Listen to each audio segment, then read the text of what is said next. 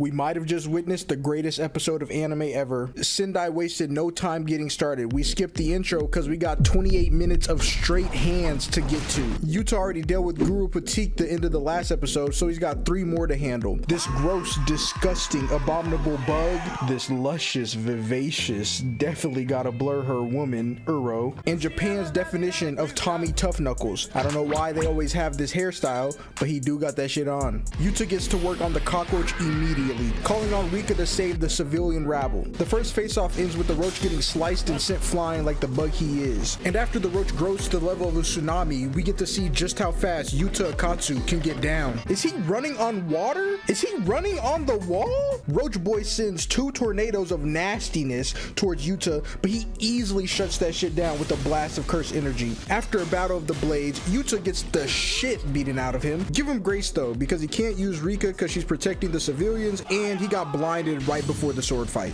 Still got his ass whooped though. But at the last second, things get gay. He gives the cockroach man a kiss of death infused with RCT, taking him off the board. Immediately after, the sexy streaker pops into existence and breaks the sky, sending Yuta really far back. God damn. They have a little talk that makes her feel insecure about how lonely she is, and then all the words stop. For now at least. There's a lot of talking in this episode. Thank God Tengen shut the fuck up until the end of the episode though. Uro gets fed up with the talking and drags Yuta to the skies. Up there she turns Yuta into Yuffie by bending the trajectory of his arms, turning them rubber-like. But remember, this is a 2v1.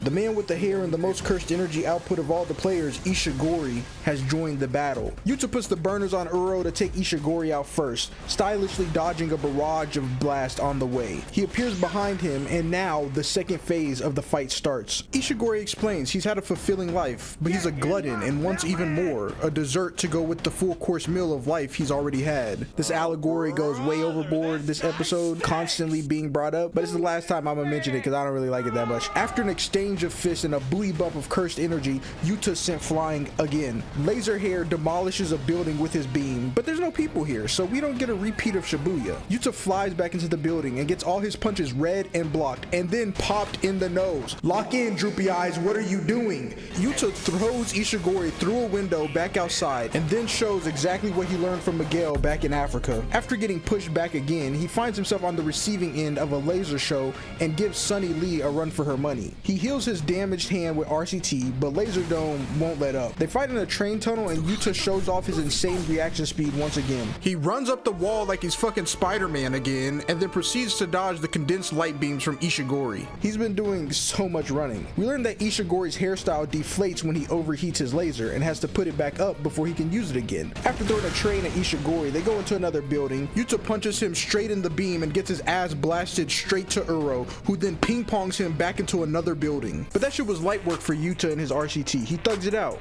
Or does he? He's looking a little worse for wear at this point. This is where we enter the third phase of the battle. Yuta puts on the ring that Rika gave him, summoning her and her massive cache of cursed energy for 5 minutes.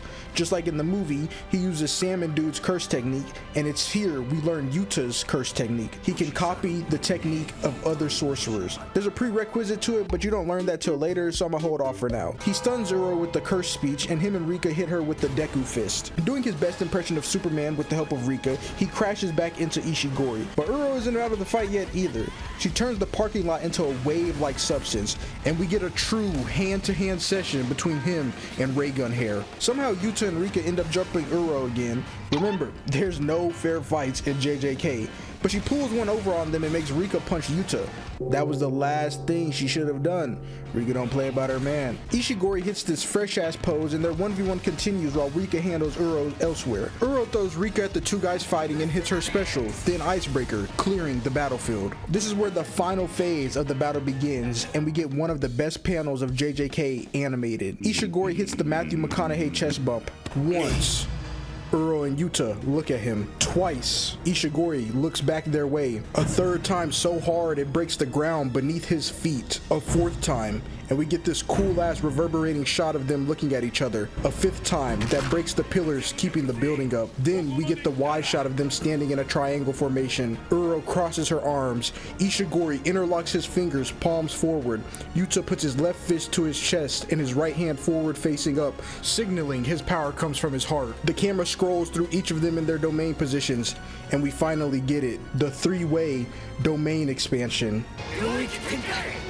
And unlike Megami, they all know the barrier technique to complete their domains. During the domain's opening, we get a sneak peek at how their domains look. Yuta's look like thin sheets of paper falling downward. They're shaped eerily familiar. Ishigori's is the fireworks to match his bombastic personality, and Uro's is the cursed energy flames with distortions on top. I don't know why, it's just, process of elimination, she's the only one left. But before we get their full manifestation, the undying cockroach makes his return, forcing the clash to cancel, leading to this fire-ass shot of them all floating in the air like the gods of Jujutsu that they are. Yuta sneaks Uro while she's surprised by the bug's reappearance, disrespectful, just like his sensei, and since you can't use your curse technique after opening your domain, she gets her arm chopped off by the cockroach, then she gets packed up by Ishigori, since his attack isn't really a technique, but the discharging of pure cursed energy, while Yuta uses RCT to expunge the cockroach once and for all. This is where we get the true final showdown. I know we had one before, but this is the true one. It's a little different than the final one. Face to face,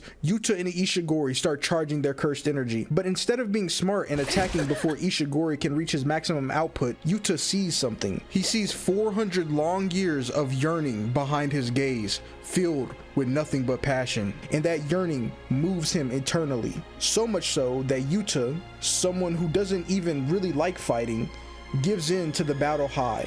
He smiles and says, he's decided to meet Ishigori head-on with his own maximum discharge of cursed energy. The intro plays during their beam clash, and unlike Shibuya, the song is playing for a happy reason, not the deconstruction of someone's entire character. Yuta seemingly loses the clash, but I think he healed immediately and charges from the side while Rika sends another beam forward. Ishigori sends out his own beam while Yuta is running headfirst towards him, and Yuta, having just opened his domain, can't use any techniques to counter, or so Ishigori thought.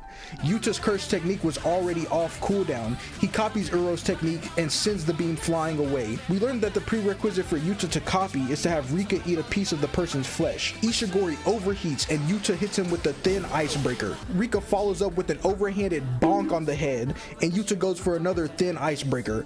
But right when it's about to hit, his 5 minutes is up and the technique is cancelled. Ishigori counters, but Yuta kicks him, and an all-out no curse technique hand-to-hand brawl starts. They're so focused on the battle between them, they both hit pseudo black flashes on each other. It can't be a real one because they're not even using cursed energy in this fight, followed by more brawling and the iconic Goku Vegeta simultaneous punch in the face. Yuta then grabs and holds Ishigori to let the beam he sent up earlier come back down and strike Ishigori with his own technique, ending the battle of Sendai and satisfying Ishigori's dessert craving. Yuta gets 190 points from Uro and him and leaves them alive, and that's how one of the top 3 fights of JJK ends.